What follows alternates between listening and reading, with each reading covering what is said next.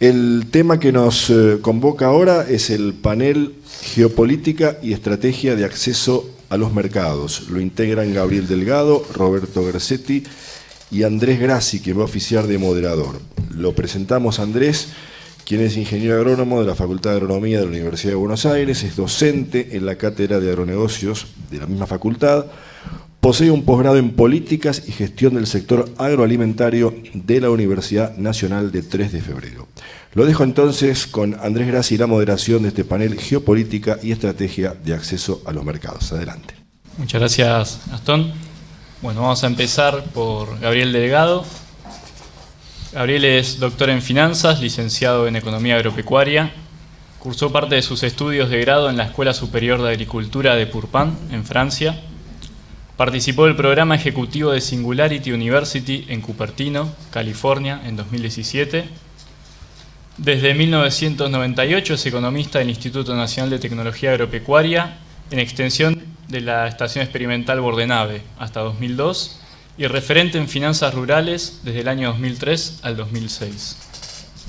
Fue director nacional de Sistemas de Información, Comunicación y Procesos durante casi 8 años y gerente general de INTEA Sociedad Anónima. Luego fue secretario de Agricultura, Ganadería y Pesca de la Nación entre 2013 y 2015.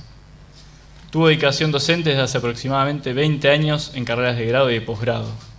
Fue presidente de la Asociación Argentina de Economía Agraria en el año 2010. Posee publicaciones de diferentes artículos y libros en el área agropecuaria en diferentes ámbitos. Fue director del Centro de Economía, Sociología y Políticas Públicas del INTA entre 2016 y 2018 por concurso, y actualmente director consulto en INTA, en comisión en la Secretaría General de la Honorable Cámara de Diputados de la Nación, director de INTEA, Sociedad Anónima, y también es productor agropecuaria. Así que, bueno, Gabriel. Bueno, hablo aquí sentado, ¿hablamos? Bien, pues soy un poco inquieto. ¿Podés pararte o podés hablar de mí? Sí, me voy a parar.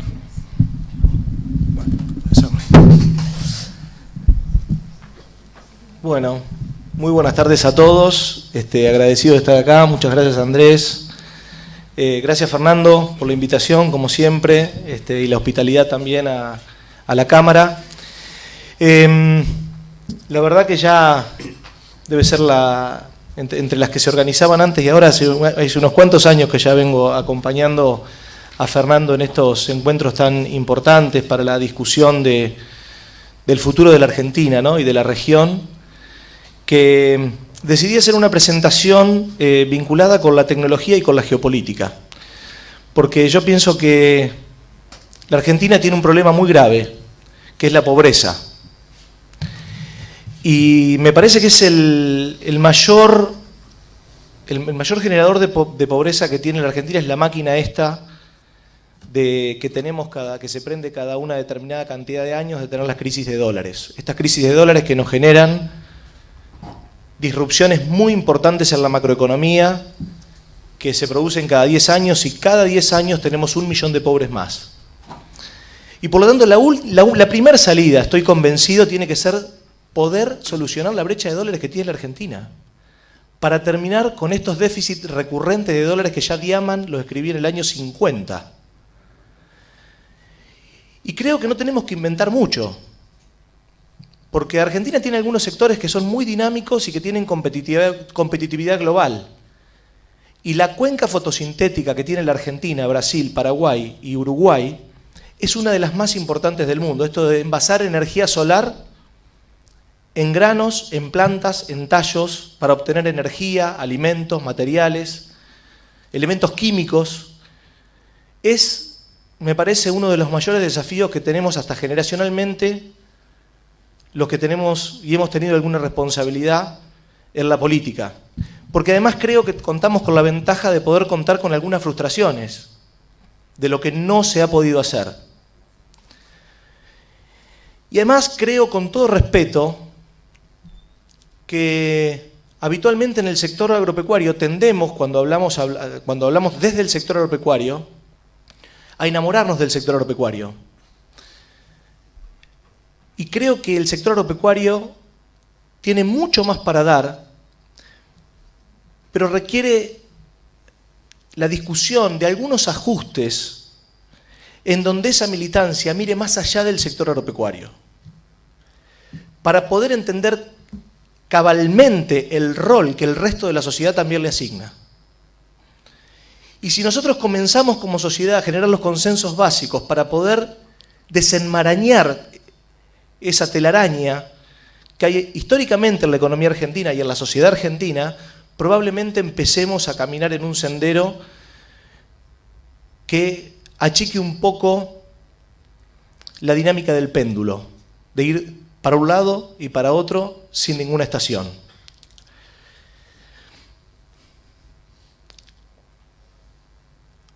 Yo creo que el sector agropecuario, junto a 4 o 5 otros sectores de la Argentina, a la Argentina le faltan 10 o 15 mil millones de dólares por año. Mucho más en este contexto de precios de los commodities que aparentemente todo indicaría que vamos a ir a la baja. Estos 10 o 15 mil millones de dólares que le falta a la Argentina tenemos que reemplazarlo. Y hay que reemplazarlo con precio o con cantidad, o con ambas.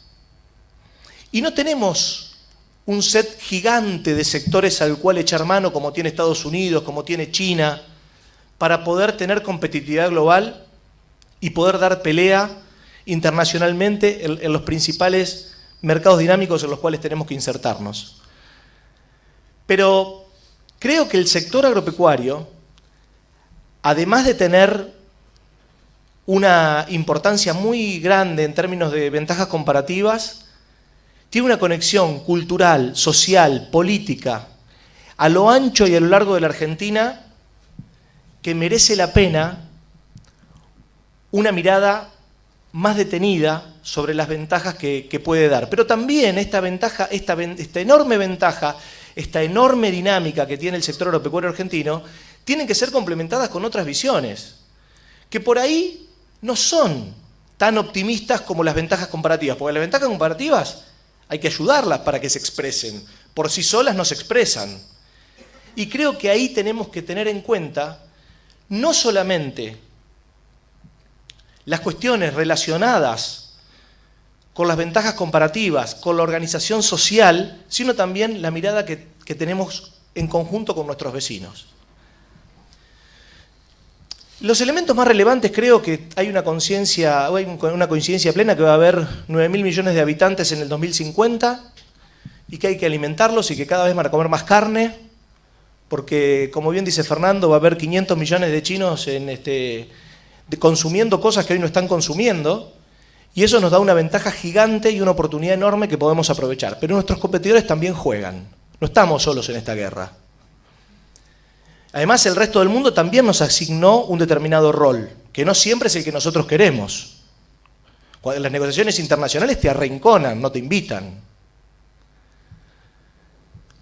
Por supuesto que todos sabemos que la oferta de tierra es relativamente fija, y encima, ahora con la misma tierra o con las 50 millones de hectáreas más que se pueden sumar entre Sudamérica, África y Asia, y Europa del Este, quizás nosotros podemos sumar 50 millones más a las 500 millones de hectáreas que se cultivan, pero ahora, además de los alimentos, esta tierra también produce combustibles, esta tierra también va a producir materiales, elementos químicos.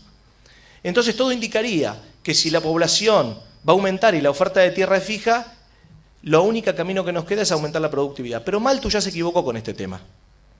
Las plétoras de Malthus, ustedes saben que decía que la tasa de crecimiento de la población era más grande que la tasa de producción de alimentos y que por lo tanto iba a haber hambrunas grandes en el mundo. Bueno, Malthus se equivocó. No vaya a ser cosa de con este silogismo que estamos haciendo de que va a haber 9.000 millones de habitantes y que la oferta de tierra es fija y que además se van a producir otras cosas con la tierra, no vaya a ser cosa que nosotros también le remos el vizcachazo. Sobre todo en esta estrategia argentina de producir cantidades. Porque la estrategia de producir cantidades, si ustedes miran las 25, 28, las que quieran poner, cadenas que tiene la Argentina, van a encontrar rápidamente que dinámicas hay pocas. Y sacándolas de la pampa húmeda uno encuentra cadenas que parcialmente son ultracompetitivas. El limón. El 30% de la superficie de Mendoza con los varietales de vino. Podemos encontrar alguna otra que tiene la industria del kiwi en la cuenca de Mar del Plata. Podemos encontrar la industria del té, pero cuando uno hace el paneo de todas las cadenas, se encuentra con divergencias importantes respecto a lo que pasa en la pampa húmeda. Por lo tanto, esta estrategia de producir cantidades es una estrategia que yo creo que hay que discutir. Y cuando uno discute las cantidades, discute la estructura de poder comercial, económico y regulatorio de la Argentina.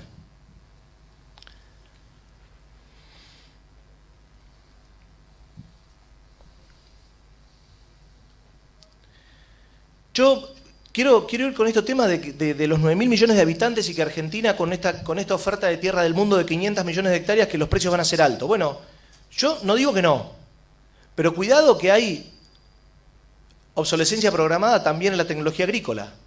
Hay muchas tecnologías que todavía no están disponibles porque están esperando que se agoten las otras. Pero si uno escucha los desarrollos genéticos que hay que todavía no están comercialmente vigentes y escucha sojas de 250 milímetros y materiales que realmente podrían generar un salto productivo muy importante, quizás esa supuesta escasez de alimentos no es tan relevante como para shiftear los precios que nos hagan salvar, que es la solución que siempre busca la Argentina.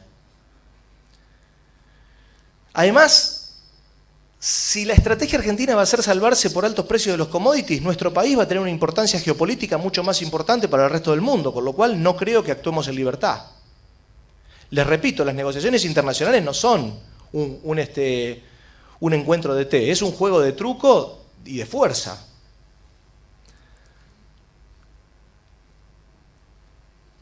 El otro tema es la agricultura sin tierra, o la agricultura con poca tierra, como me corrigió Fernando una vez en una presentación. Esta agricultura celular y toda esta historia de producir a partir de tejidos de seres vivos en reactores, producir y reproducir proteínas.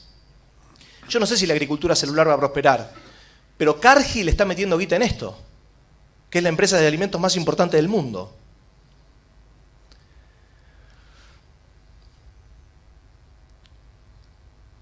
Estamos en una región en donde es clave para alimentar millones de personas. Dicen que Argentina puede alimentar 400 millones de personas con una buena parte del plato de soja, pero si nosotros nos sumamos a Paraguay, Uruguay y Brasil, la pregunta sería ¿qué hubiese sido el resto del mundo si no existiría esta cuenca fotosintética? ¿Cómo se estaría alimentando la dieta de hoy del mundo? ¿Qué pasa si América no se hubiese descubierto en términos de alimentación del mundo? Tenemos enormes oportunidades de producir más alimentos. Yo estoy convencido de esto y podemos aplicar un montón de tecnología disponible para aumentar y shiftear toda nuestra función de producción. Pero cuidado, tenemos unos problemas de acción colectiva que son muy graves. El sector agropecuario tiene problemas de acción colectiva en todo el mundo, no se puede organizar, son muchos productores con intereses divergentes, no nos ponemos de acuerdo en nada los argentinos, pero en el sector agropecuario hay libros enteros escritos de que ni siquiera dentro del sector nos ponemos de acuerdo. Miren los otros sectores que cuando defienden los intereses son mucho más corporativos que el sector agropecuario. Y esto también tiene que ver con teoría de juegos. Si nosotros nos queremos posicionar para producir muchos alimentos para mucha más gente, el resto de los que ofrecen alimentos también juegan. Es un juego en donde no estamos solos. No es un juego de oferta. Yo tengo, entonces me compran. No siempre es así. Mucho menos si abandonamos la estrategia de producir cantidades. Si nosotros queremos producir cantidades, necesitaríamos ponerle un segundo y un tercer piso a la pampa húmeda para poder abastecer los 10, 15.000 palos que nos faltan por año. Si no, el sector agropecuario no puede bancar la diferencia de dólares que hay. O dejar de comprar medicamentos o insumos industriales, o dejar de viajar afuera, o producir más. El diputado de Mendiguren el otro día repitió esto del segundo y tercer piso en la Cámara, porque realmente el otro día en una discusión que tuve entre economistas, la cuenta que hay que sacar es imposible que Argentina solucione su balance de capital con la estrategia de producción de cantidades, mucho menos la solución del problema del empleo que tiene la Argentina.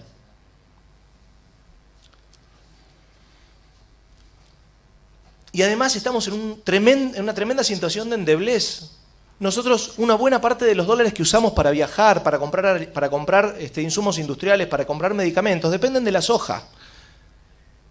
Y cuando en Argentina, en el año 59, sufrió un cambio técnico muy grande, que fue la irrupción de las pinturas sintéticas en Argentina, Argentina, que era el principal exportador de lino del mundo, de aceite de lino para pintura, Argentina entró en una crisis de balance de pagos. Ya estamos hablando de hace, qué sé yo, 50 o 60 años atrás.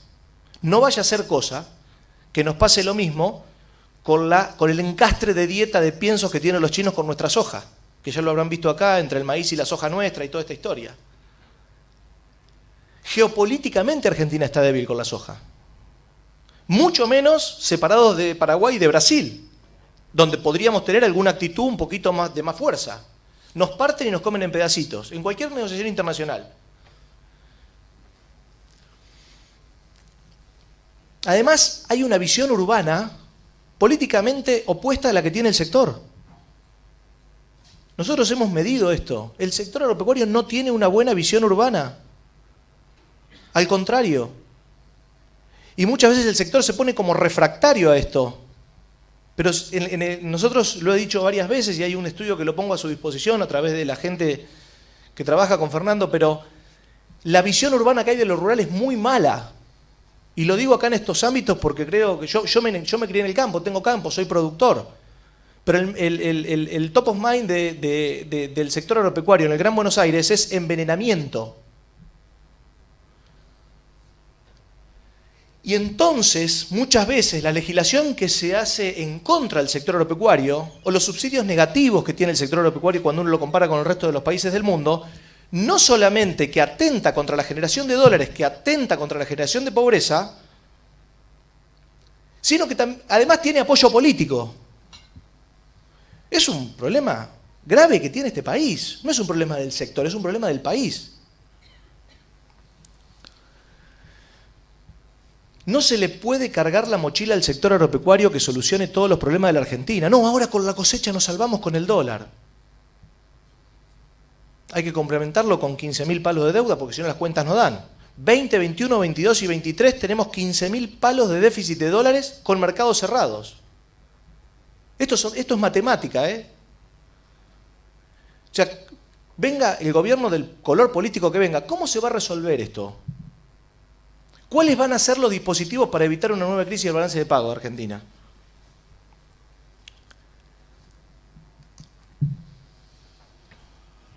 Y creo que nosotros hacemos muy poco foco en algunas potencialidades, como señalábamos recién, que se resumen en esto de la bioeconomía, pero que hay que ponerle nombre y apellido. Yo creo que nosotros tenemos una enorme oportunidad también de generar valor a partir de la tecnología.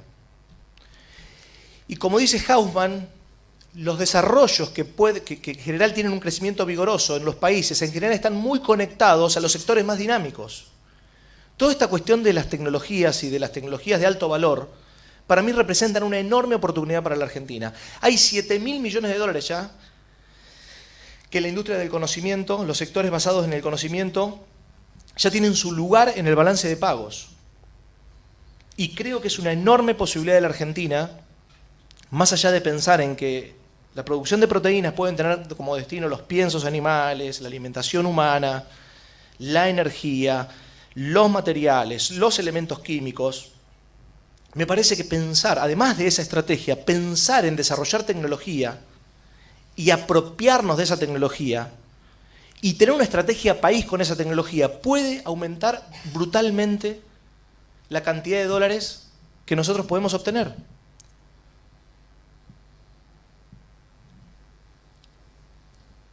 Creo que es una estrategia que Argentina puede liderar.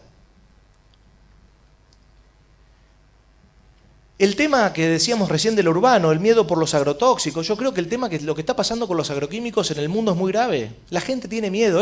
La posverdad no existe solo en la política.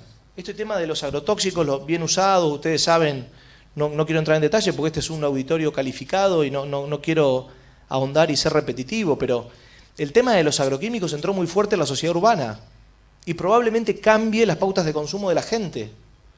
Nosotros no podemos estar negando esto. La ciencia ya ha encontrado oportunidades y ha avanzado en este sentido.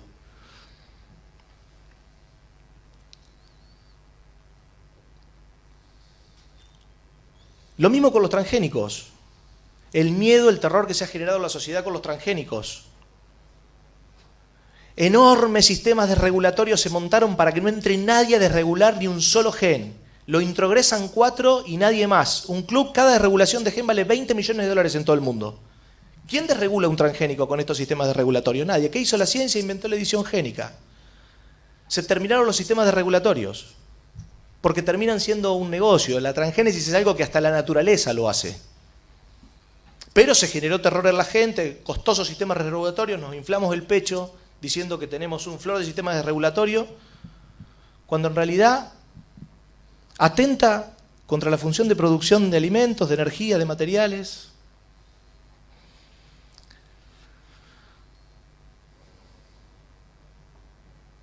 Bueno, hay cosas que están cambiando muy violentamente. Estamos hablando de el cambio en las pautas de consumo, de las posibilidades tecnológicas. Estamos hablando de la edición génica. Está irrumpiendo en el mundo el mapeo genético de cada ser humano, donde va a poder haber dietas diseñadas para cada genoma. Estamos en un mundo que está cambiando violentamente y nosotros no podemos quedarnos pensando que la estrategia argentina, en vez de sacar 4.000 kilos de soja, hay que sacar 4.200 kilos de soja. Eso hay que hacerlo, pero no puede ser lo único que hagamos, porque no alcanza.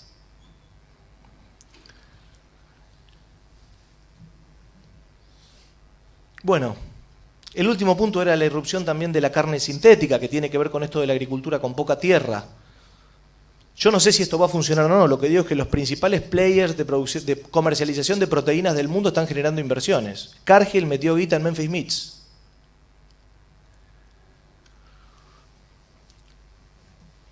Yo creo que con todas estas cosas que están ocurriendo en el mundo, las empresas tienen que estar muy atentas a quedar rápidamente obsoletas. Ustedes saben que hay industrias enteras que están quedando obsoletas con la irrupción de proyectos de garage. Ahora, lamentablemente este análisis alcanza al sector público y a las instituciones. Los niveles de obsolescencia en el sector público pueden ser mucho más dañinos que una quiebra de una empresa en el sector privado, porque la obsolescencia tecnológica en el sector público tiene que ver con la imposibilidad de aprovechar los beneficios que genera la tecnología, con la imposibilidad de aprovechar oportunidades y de disminuir riesgos que la tecnología trae. La obsolescencia institucional es uno de los problemas y una de las oportunidades a la vez más grandes que tiene la Argentina. Tenemos enormes oportunidades para aprovechar el cambio técnico y la cantidad de startups bio que hay en Argentina es comparable a los de otros países desarrollados del mundo. Pero si nosotros no tenemos un sistema desregulatorio y de derechos de propiedad acorde a ese desarrollo tecnológico, es muy difícil que Argentina avance y aproveche esta oportunidad, que puede generar miles de dólares. Y la obsolescencia institucional es muy difícil de revertir. Ahí se mete la política, los intereses, la porosidad que tiene una buena parte del sector público argentino a los intereses de las principales empresas, que en algunos casos son muy importantes. Todo eso se mezcla en un combo que se traduce, en mi opinión, en pobreza.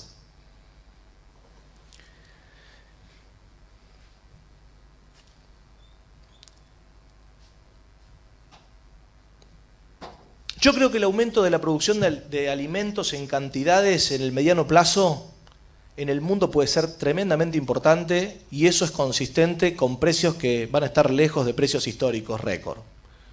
Y además creo que hay cambios en las pautas de consumo del mundo que pueden cambiar de manera drástica la cantidad y calidad de las proteínas que se consumen.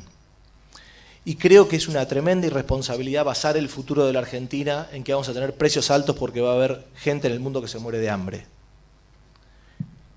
Pienso que es una estrategia cómoda intelectualmente, cómoda políticamente, pero extremadamente peligrosa para la Argentina. Yo creo que mirando lo que dice Hausman, este economista que acaba de renunciar a Harvard, esto de tratar de desarrollar los sectores que están más cerca de los sectores más dinámicos, como las camionetas han crecido al lado del sector agropecuario, hay un montón de emprendimientos tecnológicos que si nosotros nos ponemos las instituciones públicas a la altura de la desregulación y de la apropiación de los derechos de propiedad de esos eventos tecnológicos, podemos generar una enorme riqueza para el futuro de la humanidad, que puede ser compartida entre todos nuestros compatriotas, no solamente de Argentina, sino también de la región. Yo pienso que esto es con Brasil, esto es con Uruguay, esto es Paraguay. Nosotros cuando nos sentamos en negociaciones internacionales, da mucha impotencia cómo nos comen como un pancito. Tenemos que ser una actitud sumisa en las negociaciones internacionales. El resto de los países nos pone en el lugar que el resto nos ve, no lo que nosotros necesitamos. Y nosotros para producir solamente cantidades deberíamos ser 20 millones de argentinos, que yo compro y suscribo ese ecomodelo, pero con 20 millones de argentinos, no con 40 y pico. Con 40 y pico necesitamos otras estrategias. Es con Brasil. Y pienso que hay una pregunta relevante para todos estos ámbitos académicos y tan importantes, es que hablamos mucho de los cambios exponenciales en las tecnologías, de la obsolescencia tecnológica de las empresas, y yo creo que tenemos que empezar a hablar de la obsolescencia tecnológica de los bienes públicos. ¿Cuáles son los bienes públicos que el Estado del futuro tiene que proveer? La obsolescencia institucional, y se los digo como una persona que ha trabajado muchos años en el sector público, la obsolescencia institucional es un tema de toda la sociedad argentina y en donde todos deberíamos involucrarnos con la mayor honestidad intelectual. Como una política de Estado, no como una política de un partido.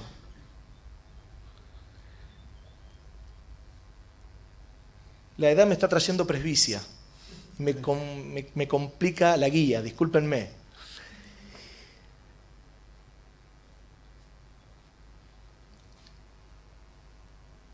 Yo creo que nosotros tenemos una oportunidad enorme. El otro día, cuando yo estuve en California, ahí haciendo unos cursos de nuevas tecnologías, todo muy impresionante. No se habla una palabra del sector público. Lo único que escuchás a las startups es putearlo. En Estados Unidos.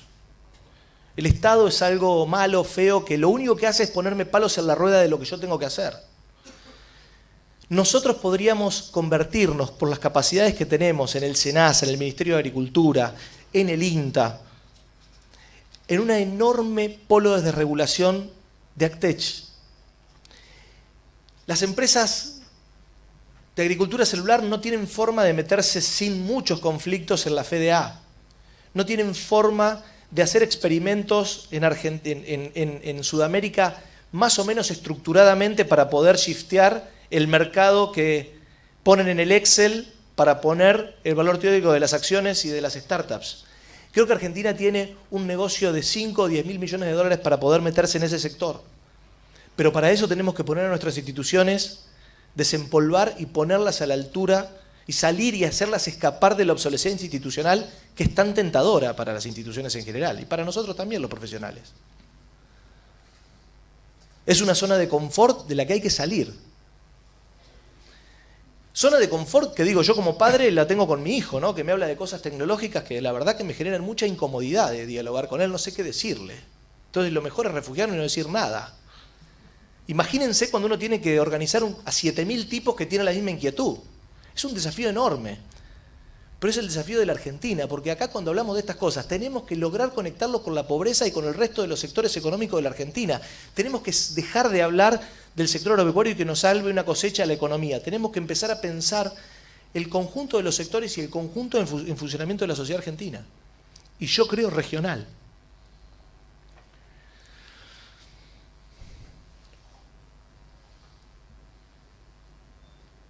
Esto de ninguna manera pretende ser una aproximación pesimista. Por el contrario, yo lo que creo es que tenemos que tratar de agarrar los ejes de la discusión que ayude a la Argentina a poder salir de esta trampa en la que está metida de la falta de dólares. Y creo firmemente que tenemos enormes oportunidades para hacerlo y creo que tenemos los recursos humanos para poder lograrlo. Pero me parece que hoy, cuando uno escucha y lee los diarios, yo por lo menos con mucha angustia, veo que el único consenso que hay en la Argentina es pelear. Estamos todos de acuerdo en pelear. Estamos todos de acuerdo en que pelear, y nadie se enoja con el otro por pelear. Y la verdad que es un derrotero de frustraciones de la cual como ciudadano, como profesional, como padre, como hijo, quiero que esta Argentina se termine. Y pienso que los que tenemos menos años tenemos hasta un desafío generacional, repito, un desafío generacional de salir de todo este enchastre que lo único que hace es fabricar pobres. Muchas gracias.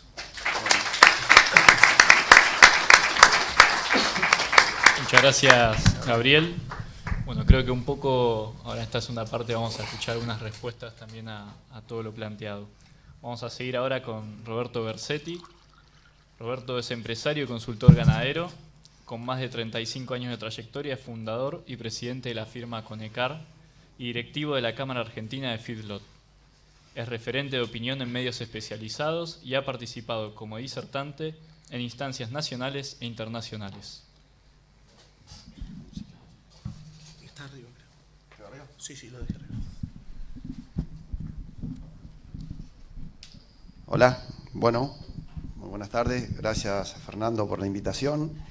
Y bueno, vamos a hablar de hechos reales, por la cual Fernando me invitó, para poder contar cómo en Carcarañá, en Santa Fe, mediante un feedlot, un proyecto ganadero que tiene mucho tiempo de nutrición animal y de ganadería, creamos una empresa que se llama Conecar, en la cual hemos desarrollado situaciones cotidianas, normales, y hemos hecho disrupciones también, que son las que nos han traído hasta aquí. Les vamos a pasar un video, si es posible, para que conozcan un poco la empresa, y después les voy a contar qué es lo que estamos haciendo y por qué estamos en un simposio de bioeconomía.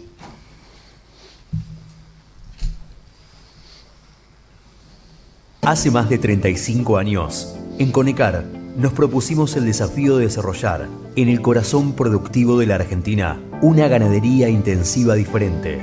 Una ganadería donde aplicar intensamente recursos no tradicionales. El conocimiento, la innovación y la gestión de calidad. Una ganadería destinada a contribuir a un nuevo protagonismo de las carnes argentinas, en un momento clave a nivel internacional, donde la respuesta a una demanda de mayor volumen de proteína animal en la dieta global vaya de la mano del desarrollo ambiental sustentable. Con estas metas, concebimos una ganadería 5 estrellas, un sistema de gestión integrada que se basa en la sinergia de 5 factores claves para producir carne de máxima calidad. La primera estrella de este sistema es nuestra infraestructura y equipamiento.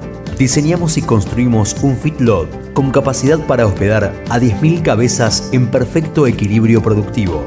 Aquí, ningún aspecto fue librado al azar. Todo está calculado para obtener lo mejor de cada etapa. La segunda estrella de nuestro establecimiento potencia a la primera.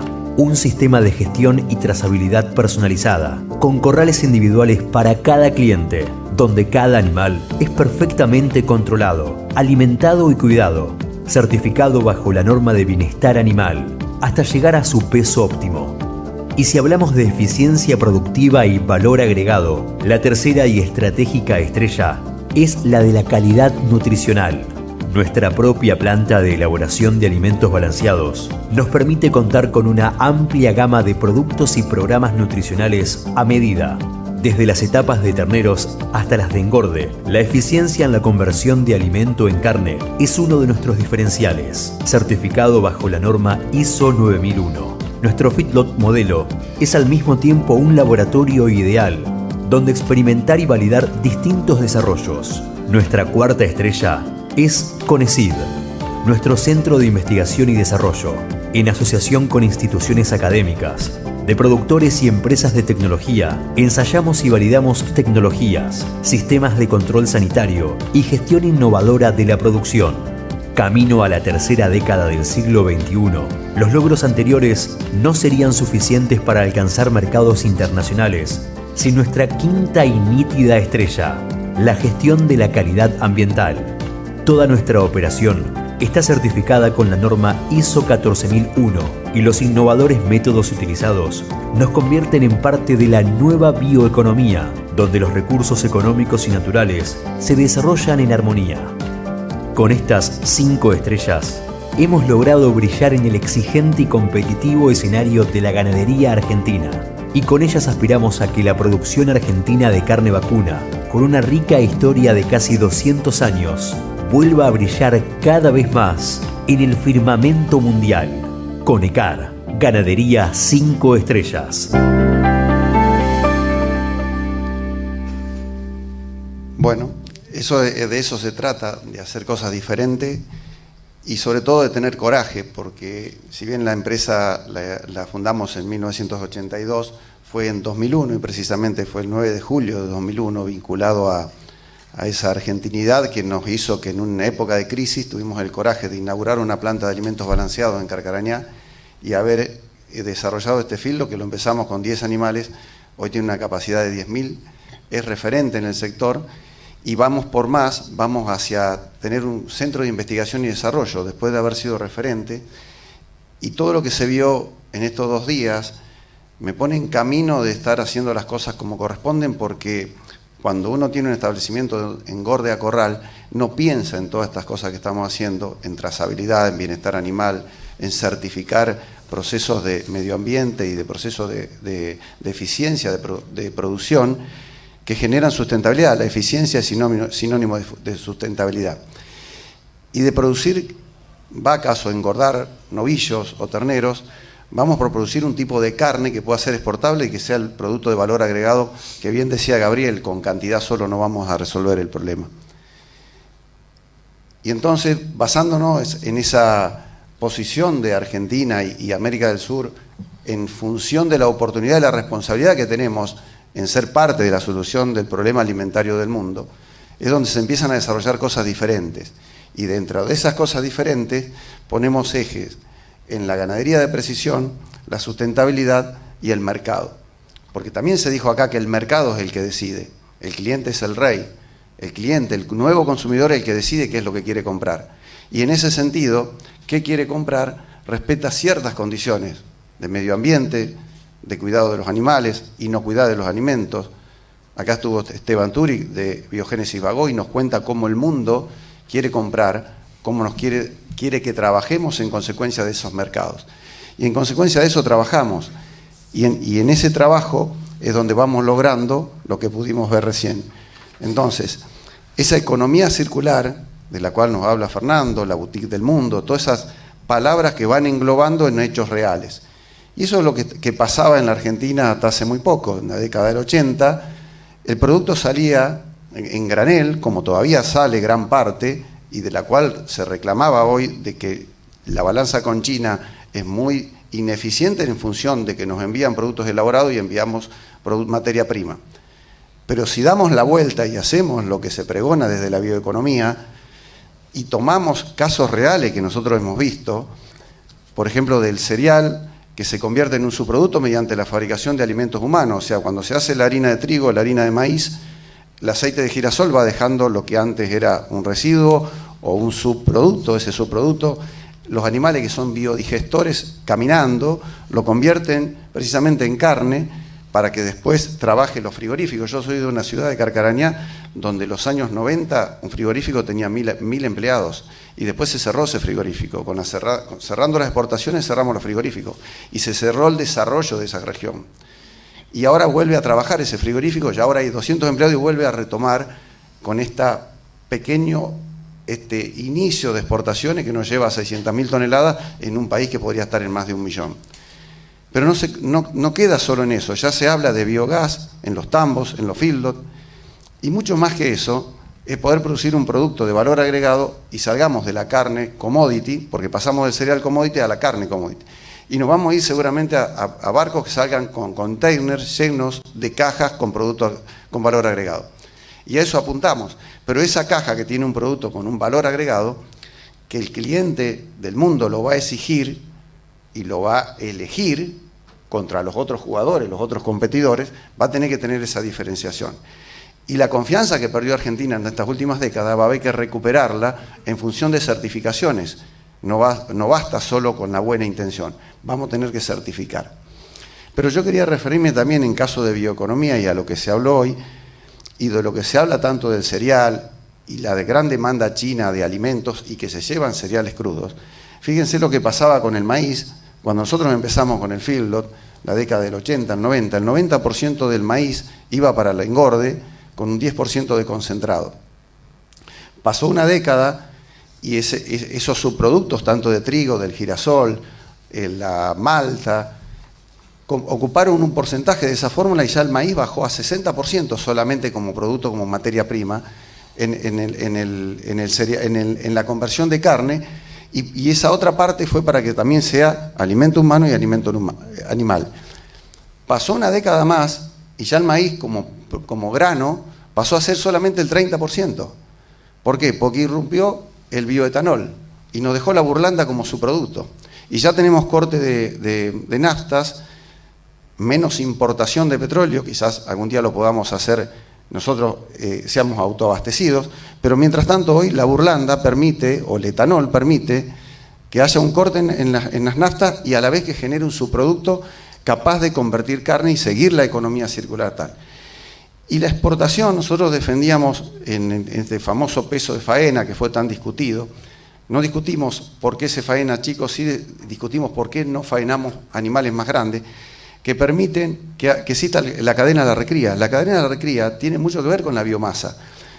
Ahí pueden ver que ya ahí en la recría el maíz ocupa solamente el 15%, porque hay un 15% que lo ocupa biomasa, cáscara de maní, y ahora estos meses empezamos a usar un chip de pino, o sea, biomasa pura, chip, madera, cáscara de maní que antes se tiraba y hoy es energía y alimento. Y como la recría no necesita energía para hacer kilos de carne, porque hace músculo y hueso y necesita proteína y fibra, el maíz pasó a ser el 15%.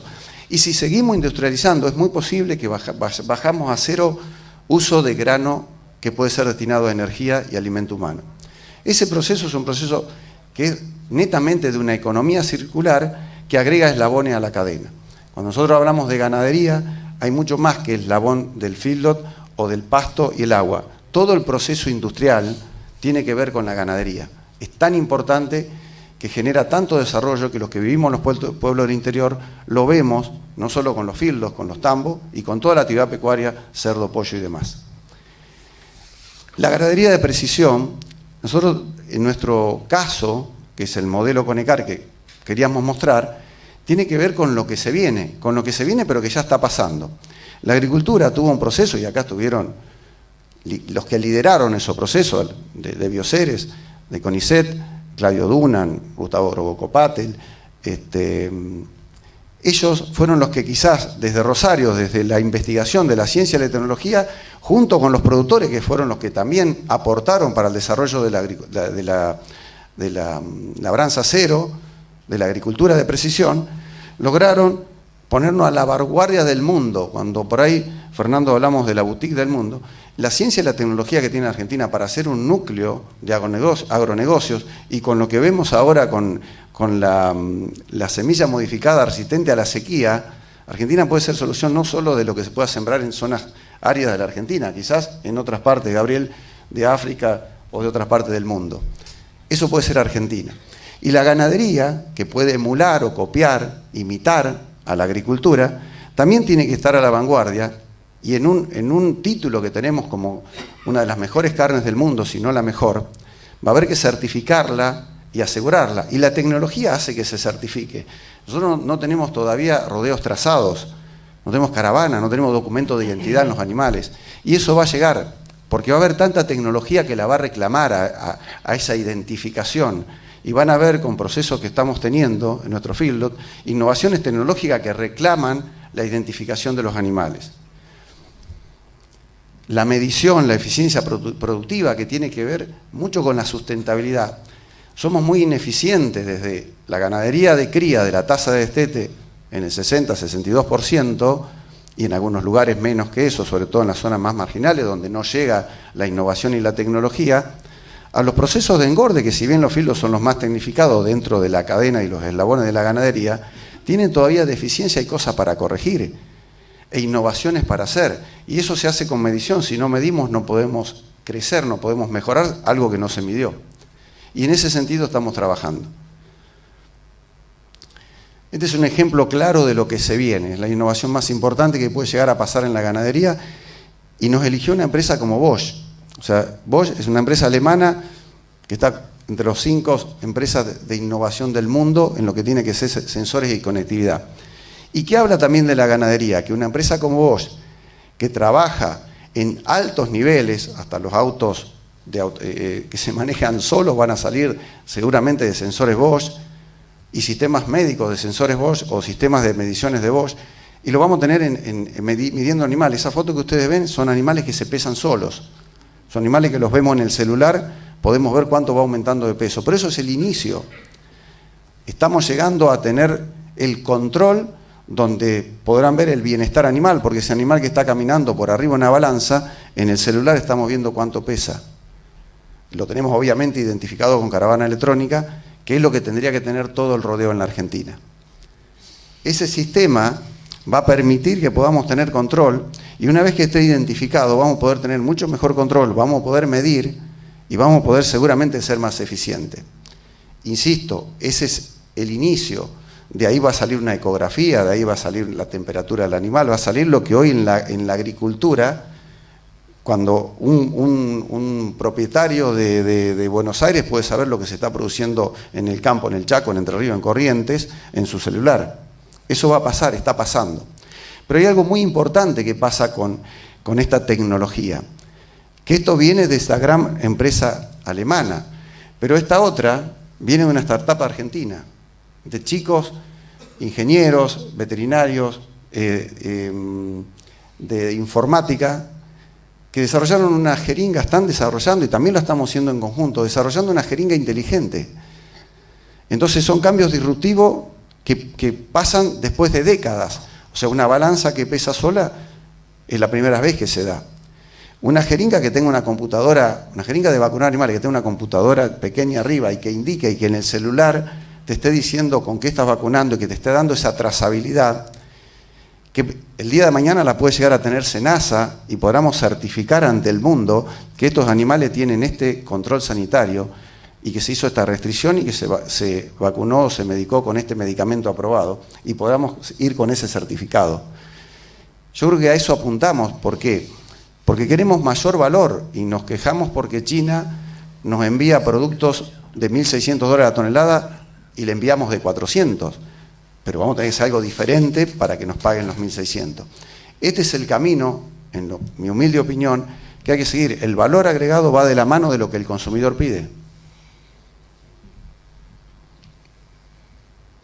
Y de lo que se habló hoy, de yo encontrarme aquí y ver, siempre voy pregonando por antes era la articulación público-privada, y gracias a personas como Fernando, gracias a la facultad, a la universidad, logramos que lo académico se ponga en el medio, y es la pata más neutral que une al empresario con la política. El empresario con la política no se llevan muy de acuerdo, y hay motivos a veces para no llevarse de acuerdo. Pero ese puente lo generan precisamente este tipo de simposios. Yo creo que hay que exigirle, reclamarle, invitarlos y que conozcan de qué se trata.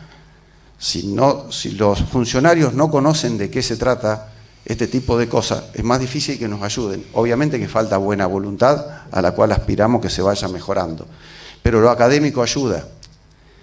Estamos reclamando, no es mi rubro, pero la ley de semillas, y seguramente habrá un montón de leyes más que son necesarias para que el emprendedor, el empresario y lo académico puedan ir de la mano en todas estas ventajas competitivas que tenemos, que obviamente muchas profesionales de acá saben más que yo, todas las oportunidades que Argentina tiene, en todos los niveles, no solo en productor de bienes y servicios, de tecnología, de innovación. A veces nos subestimamos un poco. Nosotros estamos a 40 kilómetros de Rosario y tenemos el CONICET, el Polo Tecnológico, que lo invité a Fernando y lo hemos ido a conocer, Polo Tecnológico de Rosario. Tenemos un puerto extraordinario. Hay tantas ventajas que a veces asusta cómo no estamos en otra posición. Y quizás la explicación está. Pero bueno, miramos el medio vaso vacío o el medio vaso lleno. Y si miramos el medio vaso lleno, creo que es la gran oportunidad de empezar a hacer cosas. Esta es una de las cosas que hay que hacer. Y estoy orgulloso que me hayan invitado y poder transmitir y que después, Fernando, podamos seguir trabajando. Mañana a la mañana vamos a seguir trabajando. Seguramente me va a llamar. Seguramente. Y si no, el domingo a la mañana, y si no, el domingo como todas las mañanas, como todos los domingos. Esa articulación hizo y que pensemos así hizo que hoy creamos CONECID. CONECID es Conecar, Centro de Investigación y Desarrollo.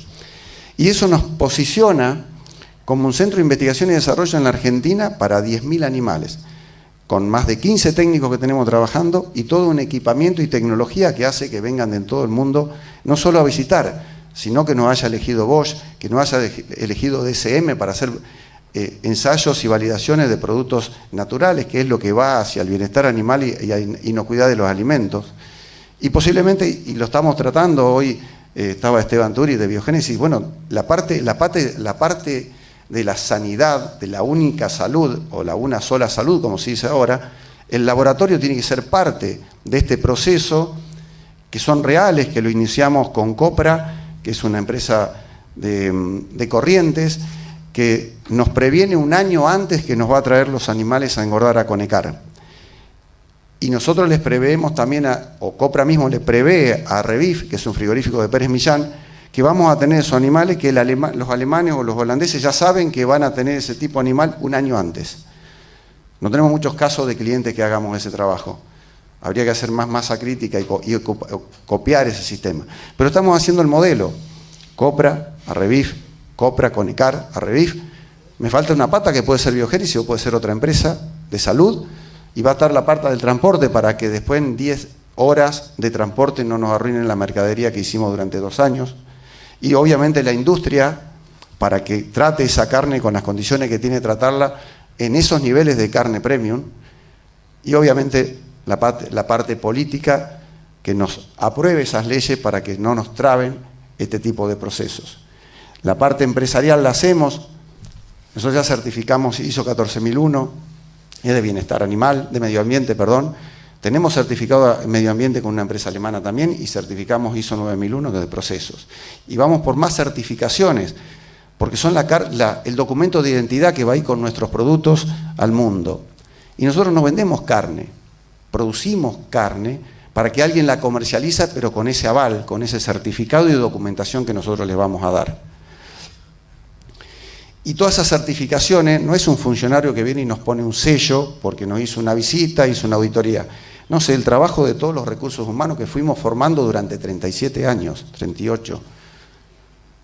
Y yo soy fundador de la empresa y tengo 55 años, fui parte de formación de todos estos chicos, uno de ellos está acá, de que nos acompañan para lograr eso. El promedio de edad de nuestra empresa está en 27, 28 años.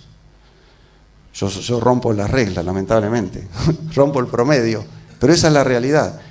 Y hay más profesionales, hoy un field te va a encontrar con 1 o 2 profesionales, nosotros tenemos 15 profesionales trabajando. Tenemos biotecnólogos trabajando en un field, antes no se pensaba que un biotecnólogo podría trabajar en un field, sí, hay un montón de cosas para hacer y vamos a incorporar más. Y vamos a vincular más, cada vez más a lo académico, a la investigación, al desarrollo, porque como somos el ejemplo o el modelo a seguir en el mundo de la agricultura, vamos a ser el modelo a seguir en la ganadería.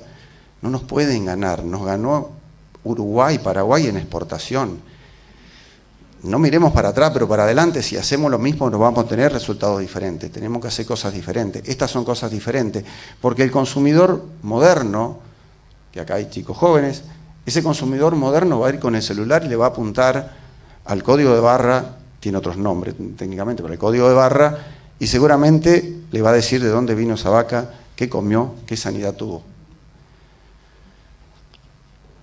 Porque vamos hacia un consumo diferente, y este slide es robado obviamente, pedido prestado.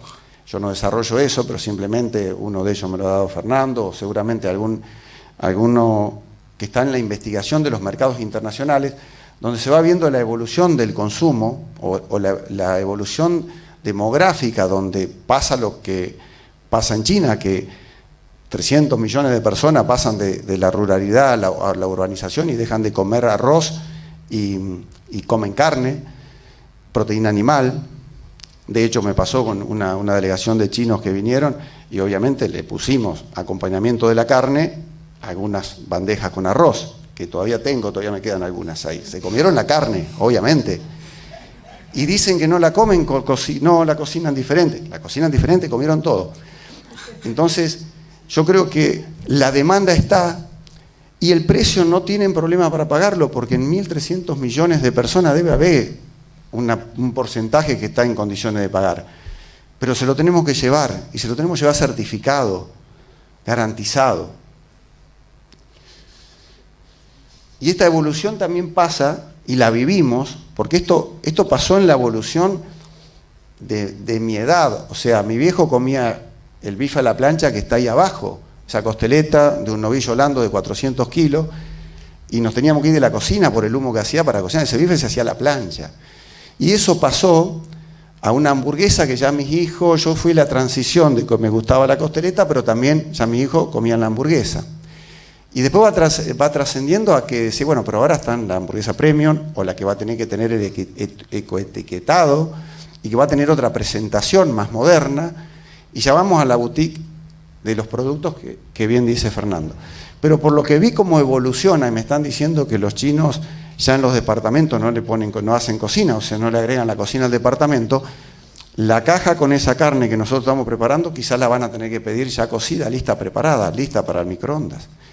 Entonces, cuando queremos evolucionar, ya algo evolucionó. Cuando te asomás al mundo, te das cuenta que estábamos atrasados, que mientras estas décadas que estuvimos, o estos años que estuvimos alejados del mundo, el mundo siguió girando y siguió evolucionando.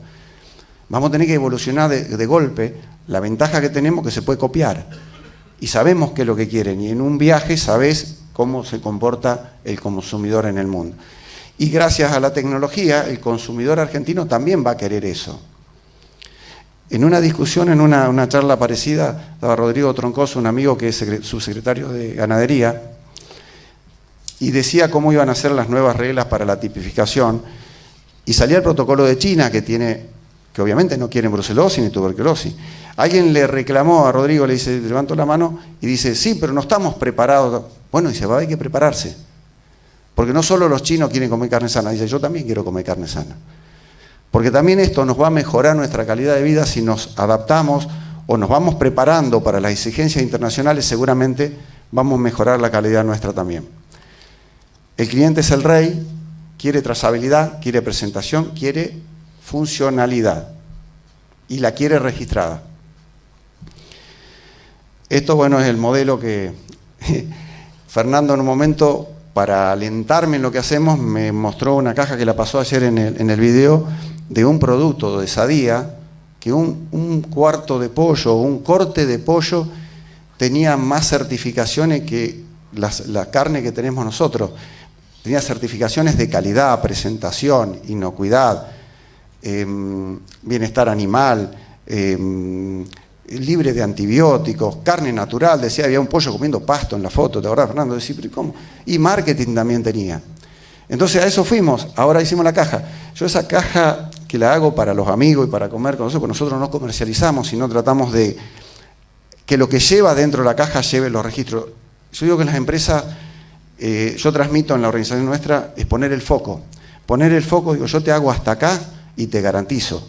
Yo no soy un buen comercializador de carne en China, que lo haga el que lo sabe hacer y el que esté preparado. Yo te le voy a dar la carne y te voy a garantizar que esté ahí.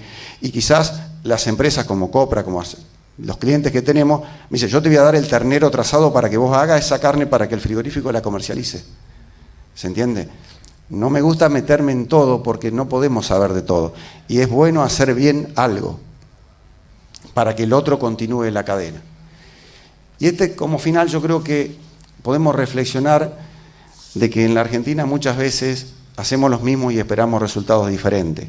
Y la Argentina es mi Argentina, no es la Argentina, es nuestro país. En nuestro país hacemos las cosas de una manera y esperamos resultados diferentes. Va a ser muy difícil que lo logremos. Entonces, cuando sale el caso Conecar o el modelo Conecar, es que estamos haciendo algo diferente. Lo malo es que sea noticia. Lo malo es que sea noticia. Muchísimas gracias. Muchas gracias, Roberto. Recién, una breve reflexión, ¿no? Recién nos miramos con Gabriel y comentamos qué justo que quedaron las dos disertaciones, ¿no? Voy a tomar dos frases que fui sacando a lo largo del simposio. Una en realidad es anterior, que tiene que ver, la primera es de Fernando, el día de ayer, de la importancia de la potencia que tiene como instrumento la bioeconomía en lo que es el desarrollo territorial y que el desafío geopolítico que eso implica y el ordenamiento territorial que demanda. Eso como primer punto. Y la segunda frase que me gustaría traer quizás es de Olivier Antoine, que fue alguien que bueno, esta vez no pudo estar, pero con quien siempre compartimos el tema de la geopolítica, y es que la bioeconomía potencia el valor estratégico, y acá lo voy a cambiar, él había dicho de la agricultura, vamos a sumar del agro en general, porque me parece que justamente ante los desafíos que planteaba Gabriel, que se enfrenta la Argentina y que ofrece el mundo, tenemos respuestas como el desarrollo de Conecar, como el desarrollo de Bioceres, que tienen una implicancia geopolítica enorme por la posibilidad de hacer desarrollos regionales que permitan mantener a las poblaciones en sus lugares de origen, formadas, con empleo, con dignidad, y que quizás puedan permitir pensar esta bioeconomía como algo realmente bien concreto, muy cercano. Yo pensaba ayer cuando escuchaba a Mendiguren y hoy cuando recién lo comentaba Gabriel, esto del segundo piso para La Pampa, pensaba que quizás si logramos ese desarrollo federal y acompañado de la bioeconomía, con esfuerzo público, privado y de la academia siempre respaldando, vamos a encontrarnos con innovación, vamos a encontrarnos con empleo y vamos a encontrarnos con Argentina jugando ese rol importante que tiene, que no puede jugarlo solo, no puede jugarlo sola, sino que tiene que ser con sus vecinos, en bloque y viendo los intereses que cada uno tiene, ¿no? Y me parece que también, como decía Roberto, espacios como este y casos como estos que pudimos ver son los que permiten imaginar que esto tiene una concreción posible y que ese 2030, que quizás al principio parecía un poco más lejano, está un poco más cerca, ¿no? Cada día que pasa. Así que bueno, muchas gracias a los disertantes y bueno, seguimos. Gracias Andrés, gracias, un aplauso para todos los disertantes, gracias a todos ellos.